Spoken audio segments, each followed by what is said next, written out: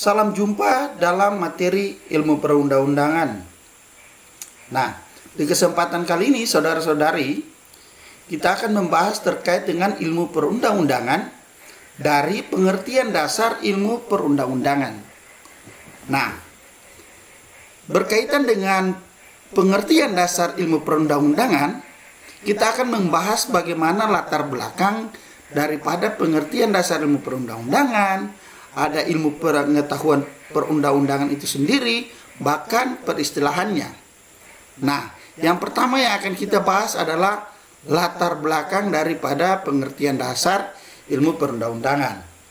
Nah, latar belakang daripada dasar ilmu perundang-undangan itu ada landasan pertimbangan pentingnya kajian peraturan perundang-undangan. Nah, kira-kira ada pertanyaan, kira-kira dari latar belakang ini landasan pertimbangan pentingnya kajian peraturan perundang-undangan ini apa-apa saja? Nah, di sini landasan pertimbangan pentingnya kajian peraturan perundang-undangan itu bisa dibagi menjadi 4 bagian atau 4 alasan. Yang pertama, Indonesia negara hukum. Ya. Indonesia negara hukum.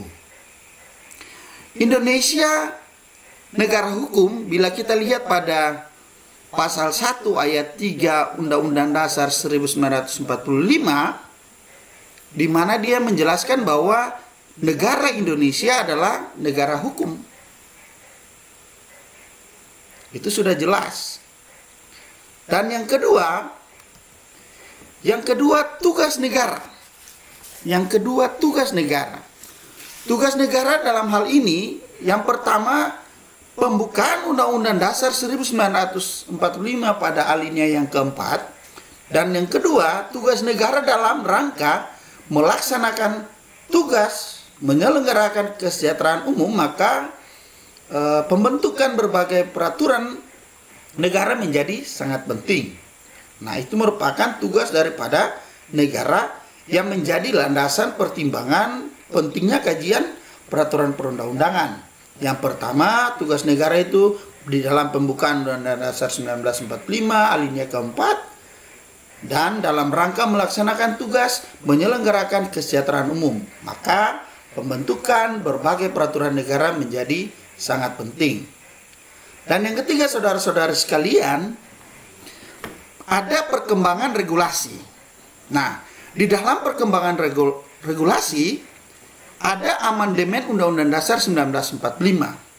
Ada juga perkembangan produk hukum pemerintahan daerah dan perkembangan di bidang perundang-undangan. Nah, bila kita lihat daripada perkembangan produk hukum pemerintahan daerah, di sini ada terjadi perkembangan produk hukumnya. Di antaranya perkembangan undang-undang pemerintahan daerah ini bila kita ketahui bersama bahwa perkembangan undang-undang pemerintahan daerah itu dimulai pada Undang-Undang Nomor 1 Tahun 1957. Ada juga Undang-Undang 32 2004, Undang-Undang 23 2014 dan Undang-Undang 2 2015, bahkan ada Undang-Undang 9 Nomor 9 Tahun 2015.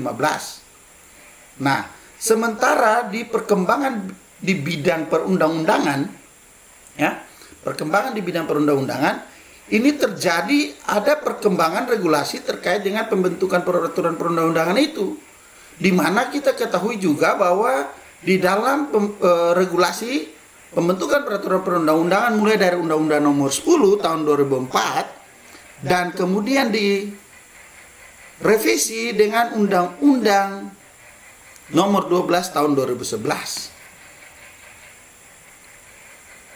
Jadi, perkembangan regulasi terkait dengan pembentukan peraturan perundang-undangan itu dari Undang-Undang Nomor 10 2004 dan diganti dengan Undang-Undang 12 Tahun 2011.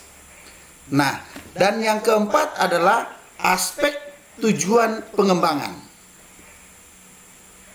Berbicara terkait dengan aspek tujuan pengembangan, yang pertama kita akan membahas bagaimana pengembangan ilmu di area peraturan perundang-undangan itu Yang menjadi titik fokus bukan lagi kodifikasi, namun menjadi modifikasi peraturan perundang-undangan. Nah, ini pasti ada yang bertanya dari saudara-saudara sekalian bahwa titik fokus bukan lagi kodifikasi, namun modifikasi peraturan perundang-undangan ini seperti apa? Nah, dapat saya jelaskan bahwa undang-undang kodifikasi adalah undang-undang yang membakukan pendapat hukum yang berlaku. Jadi kayak peraturan perundang-undangan tradisional. Sementara undang-undang modifikasi adalah undang-undang itu dia bertujuan untuk mengubah pendapat hukum yang berlaku. Jadi dia mengubah pendapat hukum yang berlaku, di mana itu menetapkan peraturan perundang-undangan baru dan hubungan sosial baru.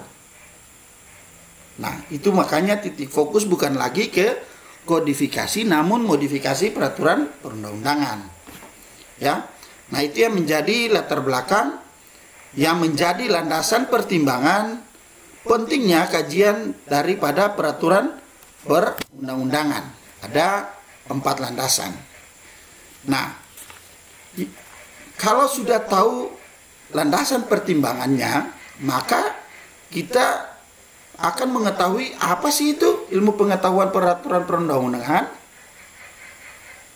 Ya, apa itu ilmu pengetahuan peraturan perundang-undangan? Nah, bila kita lihat ilmu pengetahuan peraturan perundang-undangan itu terjemahan daripada Gesetzgebungswissenschaft. Ada Wetgeving-Wissenschaft dan ada Science of Legislation. Jadi Gesetzgebungswissenschaft Jerman, Wetgeving-Wissenschaft itu Belanda, dan Science of Legislation itu Inggris. Nah, dari terjemahan-terjemahan itu ada pendapat daripada ahli Burger Krams itu, dia bilang bahwa ilmu pengetahuan peraturan perundang-undangan adalah ilmu pengetahuan tentang pembentukan peraturan negara yang merupakan ilmu yang bersifat interdisipliner. Itu menurut Burger Krams. Jadi Burger Krams bilang bahwa ilmu pengetahuan peraturan perundang-undangan itu adalah ilmu pengetahuan tentang pembentukan peraturan negara yang merupakan ilmu yang bersifat interdisipliner. Nah, itu merupakan pengertian daripada ilmu pengetahuan peraturan perundang-undangan. Nah, berbicara terkait dengan ilmu pengetahuan peraturan perundang-undangan, di sini ada 2 sarjana yang peletak dasar ilmu perundang-undangan. Yang diantaranya tadi satu sudah saya sebutkan saudara-saudari bahwa Burger Krams, dan yang satunya lagi adalah Werner Mayhofer. Nah, di sini ada pembagiannya, di mana Burger Krams ini dia sampaikan bahwa ilmu pengetahuan perundang-undangan itu terbagi atas 2. Jadi ada teori perundang-undangan, ada ilmu perundang-undangan. Nah, pasti ada yang bertanya juga, kira-kira kalau teori perundang-undangan apa, ilmu perundang-undangan apa? Nah, begini saudara-saudara sekalian, teori perundang-undangan itu dia berorientasi pada materi, ya, pada materi untuk mencari kejelasan dan kejernihan pengertian-pengertian. Saya ulangi, teori peraturan perundang-undangan itu dia berorientasi pada mencari kejelasan dan kejernihan pengertian-pengertian. Sementara ilmu perundang-undangan itu dia berorientasi pada melakukan perbuatan. Jadi melakukan perbuatan itu ilmu perundang-undangan. Jadi kalau berbicara ilmu peraturan perundang-undangan berarti berorientasi pada melakukan perbuatan atau action. Ya, saudara-saudara sekalian. Nah, actionnya seperti apa? Actionnya yakni teknik peraturan perundang-undangan, ada proses peraturan perundang-undangan, dan ada metode peraturan perundang-undangan. Nah, itu dasar ilmu perundang-undangan menurut Burger Krams. Bagaimana kalau Werner Mayhofer? Di sini Mayhofer bilang bahwa, jadi Mayhofer menjelaskan bahwa ilmu pengetahuan perundang-undangan itu ada penelitian kenyataan hukum, ada ilmu perundang-undangan. Nah, penelitian kenyataan hukum itu dia berorientasi pada penelitian undang-undang dan pembentukan undang-undang dalam kenyataan sehari-hari, ya. Sementara ilmu perundang-undangan itu dia berorientasi pada sebagian politik hukum yang didasarkan pada pengalaman hukum serta merupakan petunjuk dalam pembentukan hukum. Ya, saya ulangi. Mayhofer dia bilang bahwa ilmu pengetahuan perundang-undangan itu ada penelitian kenyataan hukum dan ilmu perundang-undangan, di mana penelitian kenyataan hukum itu dia berorientasi pada penelitian undang-undang dan pembentukan undang-undang dalam kenyataan sehari-hari. Sementara ilmu perundang-undangan itu berorientasi pada sebagian politik hukum yang didasarkan pada pengalaman hukum serta merupakan petunjuk dalam pembentukan hukum. Nah, bila didasarkan pada pengalaman hukum serta petunjuk dalam pembentukan hukum, bahwa berarti ada teknik peraturan perundang-undangan, ada metode peraturan perundang-undangan, ada taktik daripada peraturan perundang-undangan, dan ada analitik peraturan perundang-undangan. Nah, itu merupakan dasar ilmu perundang-undangan menurut Burger Krams dan Werner Mayhofer. Kemudian saudara-saudari, berkaitan dengan ilmu pengetahuan perundang-undangan itu antara lain itu ilmu pengetahuan perundang-undangan berkaitan dengan bidang-bidang ilmu tertentu, ya. Sebagaimana kita ketahui bahwa ada kaitan antara ilmu pengetahuan perundang-undangan di bidang teori hukum, diantaranya dengan pengantar ilmu hukum. Jadi bidang teori hukum itu sama saja dengan pengantar ilmu hukum. Yang kedua, bidang teori kenegaraan. Nah, di bidang teori kenegaraan itu dia ada kaitannya dengan ilmu negara. Dan yang ketiga, bidang dogmatika hukum. Nah, kaitan antara ilmu pengetahuan perundang-undangan dengan bidang dogmatika hukum itu berkaitan dengan pengantar hukum Indonesia, asas-asas hukum tata negara, asas-asas hukum administrasi negara. Ada lembaga kepresidenan, ada lembaga perwakilan rakyat, hukum tata usaha negara, dan birokrasi negara otonomi daerah. Dan kaitan ilmu pengetahuan perundang-undangan yang keempat dengan bidang ilmu penunjang itu ada sosiologi hukum dan politik hukum. Nah, itu yang berkaitan dengan bidang-bidang tertentu, ada 4 bidang. Nah, terkait dengan ilmu perundang-undangan sendiri itu dibagi menjadi 2 bagian besar, saudara-saudara sekalian.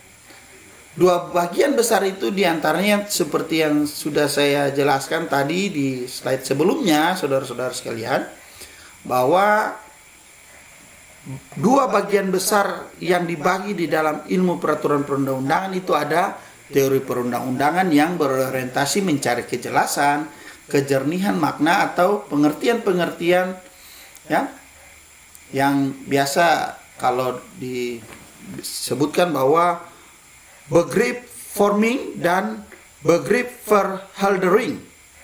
Nah, yang kedua ada ilmu peraturan perundang-undangan. Nah, ilmu peraturan perundang-undangan berorientasi melakukan perbuatan dalam hal pembentukan peraturan perundang-undangan dan bersifat normatif.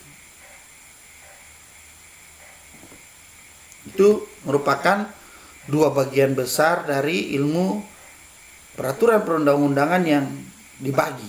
Ada 2. Kemudian ada Burger Krams juga dia membagi ilmu perundang-undangan itu ke dalam 3 subbagian, yaitu 1 proses perundang-undangan, metode perundang-undangan, dan teknik perundang-undangan.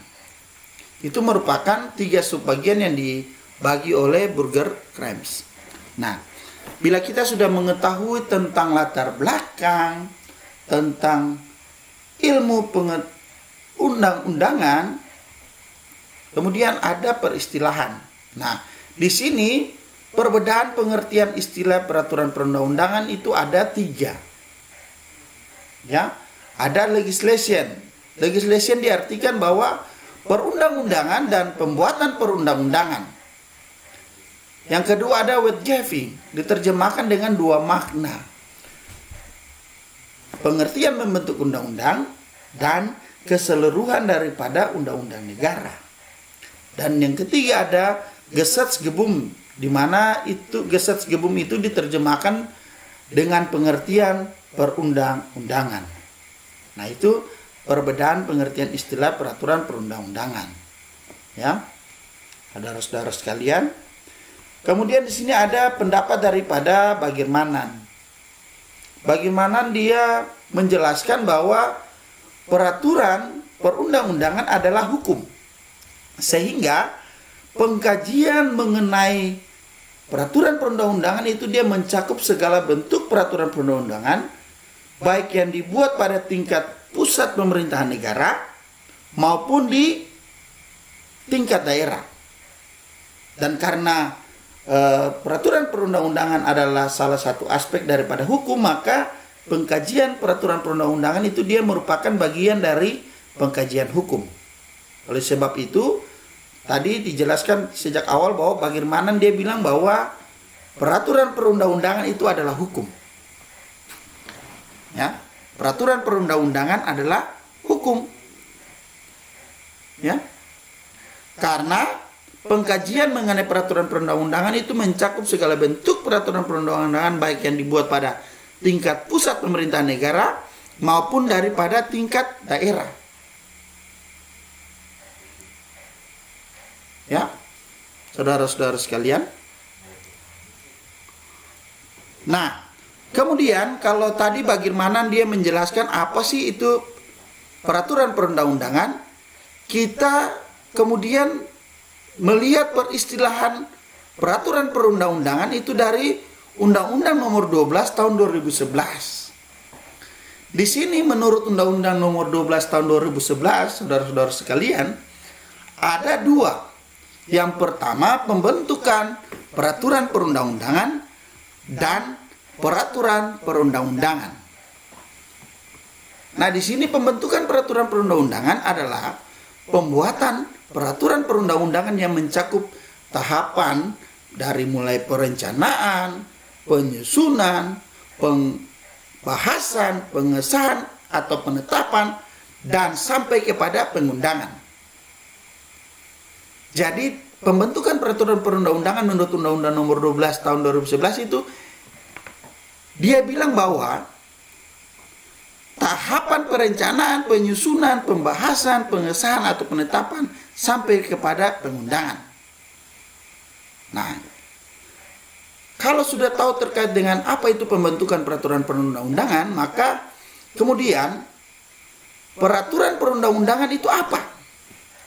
Di sini bila saudara-saudara lihat pada layar yang saya tampilkan bahwa untuk mengingat bahwa apa sih peraturan perundang-undangan sangat mudah untuk diingat, karena kalau ada yang bertanya bahwa apa peraturan perundang-undangan, maka yang pertama yang harus diingat bahwa peraturan perundang-undangan adalah peraturan tertulis, ya, peraturan tertulis yang memuat norma hukum yang mengikat secara umum dan dibentuk atau ditetapkan oleh lembaga negara atau pejabat yang berwenang melalui prosedur yang ditetapkan dalam peraturan perundang-undangan. Nah, makanya tadi saya bilang bahwa untuk mengingat bahwa peraturan perundang-undangan itu apa? Ada 3 yang harus diingat. Di antaranya peraturan perundang-undangan itu yang pertama peraturan tertulis. Ya. Yang kedua dia mengikat secara umum. Dan yang ketiga, dibentuk atau ditetapkan oleh lembaga negara atau pejabat yang berwenang. Dengan demikian, bila ada pertanyaan daripada teman-teman di luar atau teman-teman saudari sekalian, kira-kira apa sih peraturan perundang-undangan? Oh, bisa langsung dijawab bahwa peraturan perundang-undangan itu peraturan tertulis, mengikat secara umum, dan dibentuk atau ditetapkan oleh lembaga negara atau pejabat yang berwenang. Nah, dengan demikian, saya rasa bahwa di kesempatan kali ini kita sudah mengetahui apa pengertian dasar daripada ilmu pengetahuan peraturan perundang-undangan. Ya, saudara-saudara sekalian, sebelum saya menutup